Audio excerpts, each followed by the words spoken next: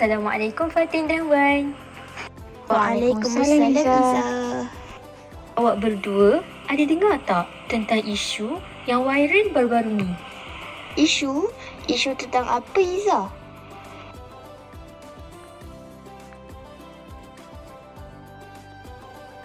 Isu berkaitan pergaduhan besar di antara jiran tetangga. Yang sedihnya, perbualan tersebut melibatkan masyarakat Islam, saudara kita sendiri. Oh, saya ada juga terbaca dalam keratan akhbar semalam tentang guru wanita yang dipukul hingga hampir pingsan, kan? Ya, betul itu Wan. Sekarang, pelbagai berita dan akhbar berkaitan isu persaudaraan antara orang Islam. Sedangkan orang Islam seharusnya bersatu padu untuk menegakkan agama. Kerana persaudaraan itulah yang mengukuhkan Islam.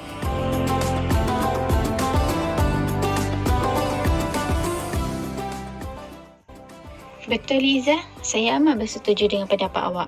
Bukan itu sahaja.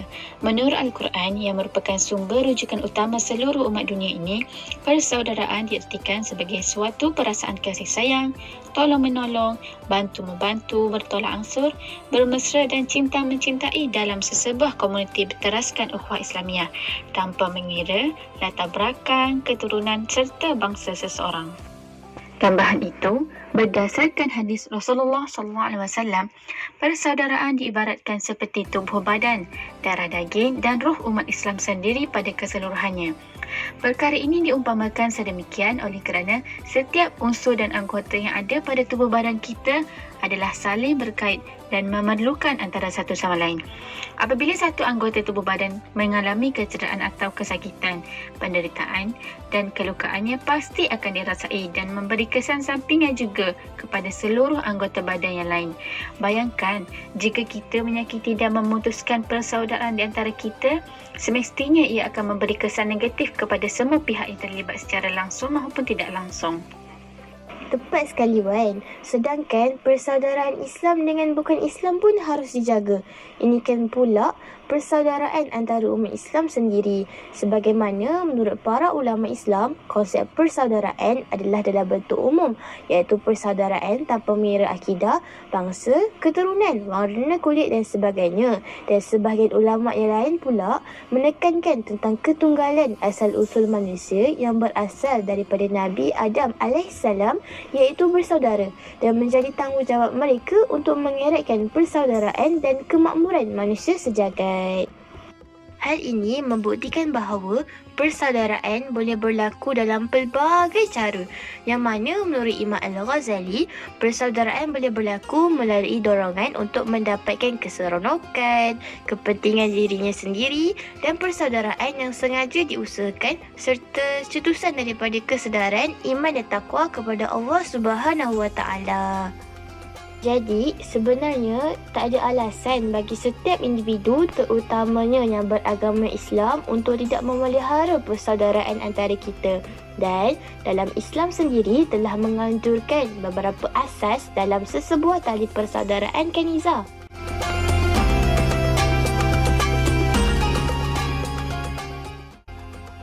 Betul itu Fatin. Salah satu perkara yang menjadi asas dalam persaudaraan Islam ialah ikhlas. Ia bermaksud menjalinkan hubungan persaudaraan ikhlas mata-mata kerana Allah Subhanahu Wa Taala. Tepat sekali Wan. Buktinya daripada hadis Rasulullah SAW, baginda pernah bersabda yang bermaksud terdapat 3 perkara yang barang siapa mendapati 3 perkara ini dalam dirinya, maka dia akan dapat merasa kemanisan iman, halawatul iman. Pertama, menjadikan Allah dan Rasul paling disayangi dan dicintai berbanding dari keduanya. Kedua, menyayangi seseorang manusia kerana Allah Subhanahu Wa Taala. Dan yang ketiga, membenci kekufuran sebagaimana membenci dirinya jika dimasukkan di dalam neraka. Hadis riwayat Bukhari dan Muslim.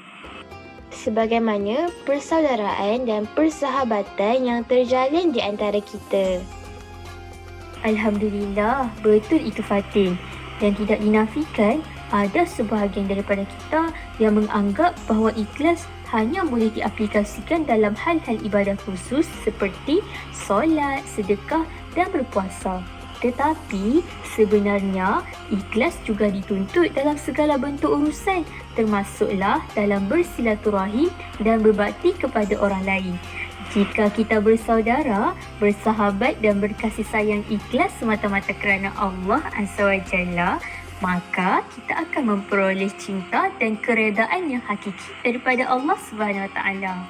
Bukan itu sahaja, dengan izin dan kehendak yang Maha Penyayang, manusia juga akan cinta dan kasih kepada kita.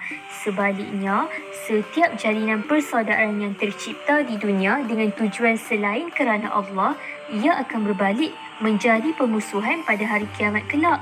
Dengan kata lain, jika ikatan persaudaraan itu dibina kerana Allah SWT, ia akan kekal selamanya sampailah ke hari kebangkitan nanti. Semoga persaudaraan yang terjalin di antara kita adalah persahabatan dunia dan akhirat. Amin. Berbicara mengenai asas persaudaraan, saya ada juga terbaca berkaitan amanah dalam hubungan. Bagaimana asas tersebut, Wan? Apa yang saya dapat kongsikan, amanah ini bermakna umat Islam sewajarnya jujur dan telus dalam menjalinkan persaudaraan. Secara ringkasnya, amanah dalam persaudaraan Islam merupakan sikap bertanggungjawab yang menimbulkan kepercayaan dan keyakinan orang lain kepada kita dengan sebab melaksanakan tugas yang telah ditaklifkan dengan penuh tanggungjawab. Sebagai contoh dalam hubungan kejiranan, Islam menuntut umatnya untuk amanah dalam menunaikan permintaan saudara kejiranan sekiranya diminta untuk menjaga harta benda mereka sewaktu ketiadaan mereka di rumah kediaman. Selain itu, dalam hubungan persahabatan, semestinya setiap kelompok insan yang bergelar teman rapat atau best friend forever akan sentiasa berkongsi rahsia yang hanya diketahui oleh sesama mereka. Oleh yang demikian, menjadi tanggungjawab kita sebagai sahabat untuk menyimpan dan menjaga rahsia tersebut dengan penuh amanah. Tambahan pula, Wan, dalam hubungan persaudaraan, segala sesuatu yang dianugerahkan oleh Allah Subhanahu Wa Taala kepada umat Islam yang diwajibkan pengagihannya kepada saudaranya adalah amanah yang mesti dipelihara dan disempurnakan. Benar sekali, Fatin. Wan, Fatin, jom kita pergi kafe. Jom.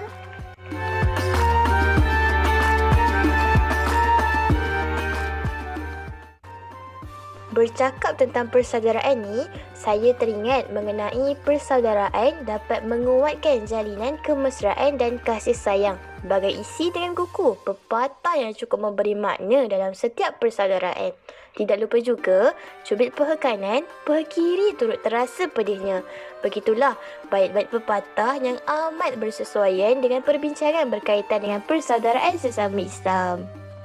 Perkara ini ditekankan oleh Rasulullah seperti yang dipetik dari hadis riwayat Imam Malik, Bukhari, Abu Daud, Tirmizi dan Nasa'i. Janganlah kamu saling memutuskan silaturahim, janganlah kamu saling belakang membelakangi, janganlah kamu saling benci membenci, dan janganlah kamu saling hasad menghasad. Sebaliknya, jadilah kamu hamba-hamba Allah yang bersaudara. Tidak halal bagi seorang Muslim itu memulaukan saudaranya melebihi 3 hari. Dalam kita mengejar urusan dunia, kita sering lalai dan melanggari batas-batas hubungan sesama manusia. Perkara umpat mengumpat, kata mengata, fitnah memfitnah amat jelas terjadi dalam kehidupan seharian kita. Maka, hendaklah kita ambil iktibar dari hadis ini untuk menjaga kemaslahatan ukhuwah umat Islam ini. Kelak, hal ini jika tidak dijaga, maka ia akan menimbulkan pertelingkahan sesama Muslim pula. Juga disebut dalam hadis Rasulullah akan tuntutan menunjukkan kemesraan dalam komunikasi harian sesama manusia. Saya amat bersetuju yang mana tali persaudaraan sesama Islam amat penting untuk mengukuhkan dan mengeratkan hubungan supaya sentiasa mendapat redha Allah. Oh ya, ada juga pepatah yang mengatakan bahawa kalau tiada angin, asalkan pokok bergoyang.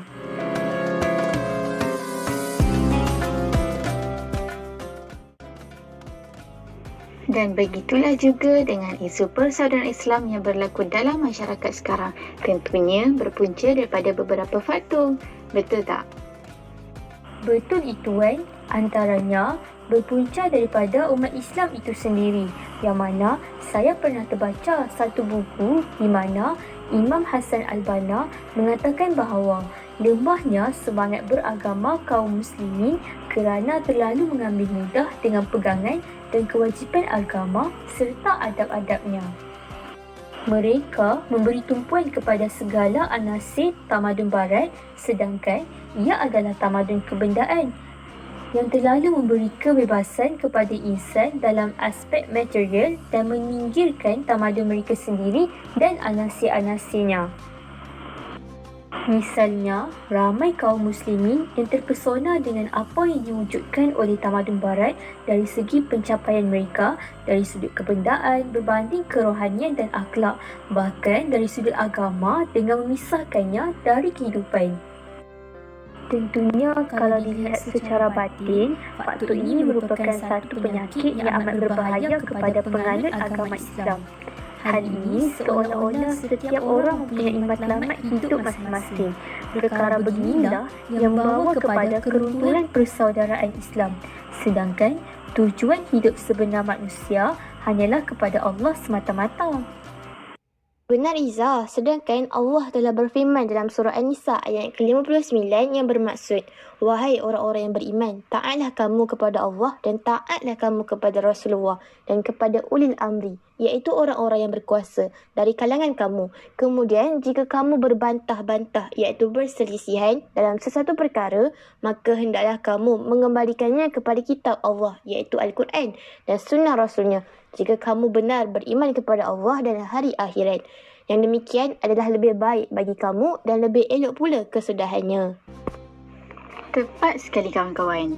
Pendek katanya, Islam dan adab ini ibarat kuku dan isi yang tidak dapat dipisahkan. Lebih-lebih lagi dalam persaudaraan antara orang Islam.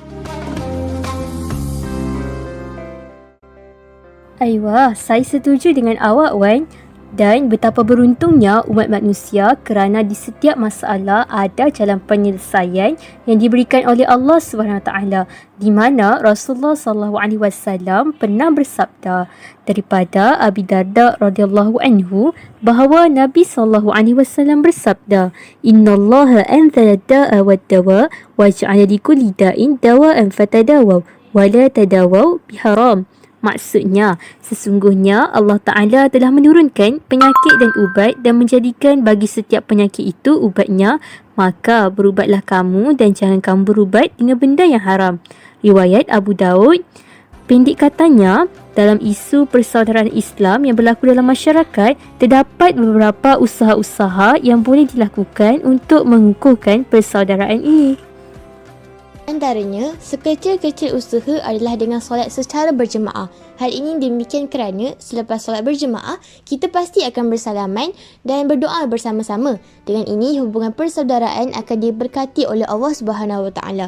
Pensyariatan solat jemaah boleh dilihat melalui beberapa dalil daripada Al-Quran dan hadis. Daripada Ibnu Umar radhiyallahu anhu bahawa Rasulullah SAW bersabda, sembahyang berjemaah adalah lebih utama, iaitu baik daripada sembahyang bersendirian dengan 27 darjat. Riwayat Al-Bukhari dan Muslim. Di samping itu, menjalinkan ukhuwah kerana Allah Subhanahu Wa Taala. Kerana apabila bercakap tentang persaudaraan atau ukhuwah, maka tiadalah ukhuwah yang tulus melainkan bersaudara kerana Allah Subhanahu Wa Taala. Alangkah perlunya kita bersaudara kerana Allah, terutamanya semasa kita berjalan bersama di atas jalan dakwah untuk memperteguhkan ikatan di antara kita, sebagaimana yang telah dibuat oleh Rasulullah SAW dalam mata pelajaran sirah yang pernah kita belajar sebelum ini. Adakah tentang baginda mempersaudarakan di antara Muhajirin dan Ansar? Tepat sekali sahabat. Dan persaudaraan di antara dua puak ini telah menjadi contoh yang sangat indah dan agung tentang cinta dan ikrar yang mengutamakan saudaranya lebih dari dirinya sendiri. Antara dalilnya adalah daripada hadis Rasulullah SAW. Qala Rasulullah SAW, La yu'minu ahadukum hatta yuhibbu li akhihi ma yuhibbu li nafsihi. Dari Abu Hamzah, Anas bin Malik radhiyallahu anhu, pembantu Rasulullah SAW. Dari Rasulullah SAW beliau bersabda, tidak beriman salah seorang di antara kamu sehingga dia mencintai untuk saudaranya apa yang dia cintai untuk dirinya sendiri. Dan apa yang dapat kita faham daripada hadis ini ialah tentang ketungguhan, muhibbah dan saling berkasih sayang sesama saudara Islam kerana Allah Ta'ala. Bagaimana untuk melihat ikhlasnya persaudaraan itu? Iaitu melalui perbuatan kita. Oleh sebab itulah, setiap individu di dalam masyarakat perlu berusaha melaksanakan kebaikan untuk orang ramai dan melahirkan kebahagiaan kepada masyarakat sehinggalah keadilan individu tersebut dapat menguasai suasana dan ketenangan kepada setiap jiwa. Itulah dinamakan jalinan ukhuwah kerana Allah. Dan dari sini akan terbina di antara masyarakat satu persaudaraan yang mempunyai kesatuan dan kerjasama yang utuh. Maka, kenalilah saudara-saudaramu, bersatu padulah, nasihat menasihatilah dan teguh menegurlah dengan cara terbuka, tanggung menanggunglah dan berkasih sayanglah dan jadilah kamu bersaudara kerana Allah Azza wa Jalla. Dalam pada itu juga Wan, dalam mengukuhkan persaudaraan Islam, sikap tolong-menolong juga perlu ditanam dalam diri setiap masyarakat Islam. Ini disebabkan memperkukuhkan persaudaraan Islam adalah sebuah kewajipan yang harus dilaksanakan oleh kaum muslimin secara bersama-sama. Maka, menjaga keutuhan persaudaraan merupakan usaha yang harus dilakukan secara bersama-sama oleh kaum muslimin. Hal ini agar bangunan ukhuwah Islamiah yang dibina tetap kuat dan kukuh. Fakta ini berteraskan kepada firman Allah dalam surah Al-Ma'idah ayat yang kedua yang bermaksud, dan hendaklah kamu bertolong-tolongan untuk membuat kebajikan dan bertakwa, dan janganlah kamu bertolong-tolongan untuk melakukan dosa dan pencerobohan, dan bertakwalah kepada Allah kerana sesungguhnya Allah Maha berat azab siksaannya bagi sesiapa yang melanggar perintahnya. Dapat disimpulkan dari dalil ini bahawa dalam usaha mengukuhkan persaudaraan Islam, tolong-menolong dalam kebaikan dan mencari keredaan Allah amat penting. Contohnya, mengajar saudara kita tentang solat yang betul. Kerana apabila kita menolong saudara kita di dalam kebaikan, bukan sahaja kita memperoleh ganjaran pahala, malah juga menolong saudara kita masuk ke syurga Allah. Dan insya-Allah dengan sebab persaudaraan yang dibina atas rahmat Allah Subhanahu Wa Taala. Betul. Sebenarnya, banyak usaha-usaha yang boleh dilakukan untuk mengukuhkan persaudaraan sama ada secara individu atau masyarakat. Darinya saya berkongsi satu hadis, iaitu hadis mengenai memenuhi hak saudara Islam.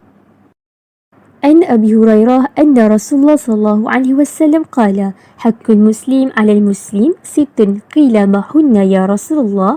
قال إذا لقيته فسلم عليه وإذا دعاك فأجبه وإذا استنصحك فانصح له وإذا عطس فحمد الله فسمته وإذا مرض فعده وإذا مات فاتبعه. Dari Abu Hurairah bahawa Rasulullah SAW bersabda, hak seorang Muslim terhadap seorang Muslim ada 6 perkara. Lalu beliau ditanya, apa yang 6 perkara itu ya Rasulullah? Jawab beliau, bila engkau bertemu dengannya, ucapkanlah salam kepadanya. Bila dia mengundangmu, penuhilah undangannya. Bila dia minta nasihat, berilah dia nasihat. Bila dia bersin, lalu dia membaca tahmid, doakanlah semoga dia beroleh rahmat. Bila dia sakit, kunjungilah dia. Dan bila dia meninggalkan, ikutlah menghantar jenazahnya ke kubur. Dalam hadis ini telah menyatakan bahawa sebagai umat Islam menjadi satu kewajipan kita untuk memenuhi hak-hak saudara kita. Hak yang pertama, ucapkan salam. Jika kita tengok, ucapan salam ini perkara biasa. Namun, di sebalik ucapan salam kita adalah satu doa yang kita memohon kepada Allah untuk kesejahteraan saudara. Sudah tentu perkara ini dapat mengukuhkan persaudaraan antara orang Islam. Penuhi undangan saudara juga merupakan satu hak yang perlu dipenuhi. Hal ini kerana dalam mengukuhkan persaudaraan, pentingnya menghindarkan rasa kecewa dalam hati orang lain kerana boleh menjadi asbab jauhnya sesebuah hubungan. Begitu juga dengan menziarahi dan menghantar jenazah apabila saudara seagama meninggal dunia. Ia merupakan tanda kasih dan hormat kita kepada mereka. Tepat sekali Izzah. Malah yang kita lakukan sekarang juga merupakan satu hak yang kita penuhi, iaitu saling memberi nasihat. Kerana persaudaraan yang utuh itu bukan diukur dari segi masa yang dihabiskan bersama, tetapi seberapa banyak manfaat yang kita dapat daripada pertemuan tersebut. Dan sudah tentunya apabila kita saling merasakan kasih sayang sesama saudara seagama, tentunya menjadi kewajipan kita untuk mendoakan mereka apabila mereka bergelar Muslim. Kerana agama Islam itu indah, lengkap, sempurna, penuh ketenangan dan kebahagiaan. Subhanallah, Alhamdulillah. Satu nikmat yang paling besar adalah nikmat iman dan Islam yang kita ada. Dan oleh kerana nikmat yang Allah kurniakan inilah, kita dapat menjalin ukhuwah dan persaudaraan yang hebat ini. Alhamdulillah, betul tu Fatin. Bercakap tentang usaha ni kawan-kawan, saya teringat firman Allah Ta'ala tentang amar ma'ruf nahi munkar dalam surah Ali Imran. A'udzubillahi minasyaitonirrajim, yang bermaksud, dan hendaklah ada di antara kamu satu puak yang menyeru, yakni berdakwah kepada kebajikan, iaitu mengembangkan Islam, dan menyuruh perbuatan segala perkara yang baik, serta melarang daripada segala yang salah, iaitu buruk dan keji, dan mereka yang bersifat sedemikianlah mereka orang-orang yang berjaya. Sebenarnya daripada ayat ini kita dapat tengok dan lihat bahawa tanggungjawab setiap manusia sebagai khalifah bukanlah satu tugas yang mudah. Tugas menyeru manusia melakukan kebaikan dan melarang mereka daripada melakukan sesuatu yang nafsu mereka suka, terdapat banyak halangan dan rintangannya. Hal ini kerana tidak semua golongan manusia mampu menerima dakwah kita. Akan tetapi, jika kita tidak menyampaikan ajaran tersebut menjadi satu kesalahan, terutamanya bagi mereka yang mempunyai ilmu agama. Tepat sekali pandangan awak, Wan. Dalam pada itu juga, saya mahu berkongsi ilmu yang saya dapat semalam daripada rancangan Tanyalah Ustazah. Dalam rancangan itu juga, ada membicarakan tentang usaha untuk mengukuhkan persaudaraan Islam dalam masyarakat. Antara usaha atau cara memperkukuhkan persaudaraan Islam yang dicadangkan oleh Ustazah Hafizah Musa selaku tetamu jemputan dalam rancangan tersebut adalah kita mestilah sentiasa berusaha untuk menuntut kepelbagaian ilmu akademik, kemahiran maupun keagamaan. Hal ini supaya ianya dapat membentuk kepribadian dan akhlak yang telus seiring dengan ilmu yang dituntut. Saya amat bersetuju dengan awak Fatin. Ilmu amat penting dipelajari, lebih-lebih berkaitan dengan akhlak, kerana Islam amat melarang dengan tegas setiap individu memperlakukan segala bentuk akhlak yang tidak baik terhadap individu yang lain, di mana natijah perbuatan ini akan menyumbang kepada keretakan hubungan sesama Islam dan akan menyebabkan perpecahan di kalangan umat Islam. Seterusnya membawa kepada pergaduhan dalam persaudaraan, sedangkan perkara ini dilarang sendiri oleh kekasih kita Rasulullah SAW. Sebagaimana sabda baginda yang berbunyi, An Abi Hurairah radhiyallahu anhu qala Rasulullah sallallahu alaihi wasallam, la tahasadu wa la tanajashu wa la tabaghadu wa la tadabaru wa la bai'in ba'dukum ala bai'in ba'di wa kunu ibadallahi ihwana. Al-muslim ahul muslim la yazlimuhu wa la yakhdhuluhu wa la yaksibuhu wa la yahqiruhu. التقوى هنا ويشير إلى صدره 3 مرات بحسب امرئ من الشر أن يحقر أخاه المسلم كل مسلم على مسلم حرام دمه وماله وعرضه. Maksudnya, dari Abu Hurairah radhiyallahu anhu berkata, Rasulullah sallallahu alaihi wasallam bersabda, janganlah kalian saling dengki, saling menipu, saling marah dan saling memutuskan hubungan. Dan janganlah kalian menjual sesuatu yang telah dijual kepada orang lain. Jadilah kalian hamba-hamba Allah yang bersaudara. Seorang Muslim adalah saudara bagi Musliman lainnya. Dia tidak menzaliminya dan mengabaikannya, tidak mendustakannya dan tidak menghinanya. Takwa itu di sini seraya menunjuk dadanya. Di dalam hadis ini, kita dapat membayangkan betapa pentingnya akhlak seorang Muslim ke atas Muslim yang lain. Tuntasnya, kerana akhlak persaudaraan menjadi kuat dan kerana akhlak juga persaudaraan boleh berpecah. Tepat sekali. Mulianya seseorang itu kerana akhlaknya. Dan binasanya seseorang itu juga kerana akhlaknya. Betul. Alhamdulillah. Terima kasih Wan dan Izzah atas perkongsian yang amat berguna kepada saya. Alhamdulillah, sama-sama. Saya pun berterima kasih kepada awak berdua juga atas perkongsian yang amat menarik. Sama-sama Fatin dan Izzah. Alhamdulillah. Saya nak ucapkan terima kasih juga kerana sudi berkongsi ilmu dengan saya. Banyak yang saya dapat tentang usaha mengukuhkan persaudaraan pada pertemuan kita kali ini. Sama-sama sahabat. Segala puji bagi Allah kerana ini semua darinya yang menjadikan pertemuan dan persahabatan kita indah. Dan semoga persaudaraan di antara kita bertiga berkekalan hingga syurga dan menjadi jalan untuk menuju syurganya. Amin ya rabbal alamin. Akhir kalam, tak ada kebahagiaan yang bisa menyamai kebahagiaan perjumpaan dengan seorang teman. Dan tidak ada kesedihan yang bisa menyamai kesedihan perpisahan dengan seorang teman. Sahabat itu kawan seiman, satu jalan dalam kenangan. Tak pernah lepas dari ingatan, kerana Allah jadi tujuan.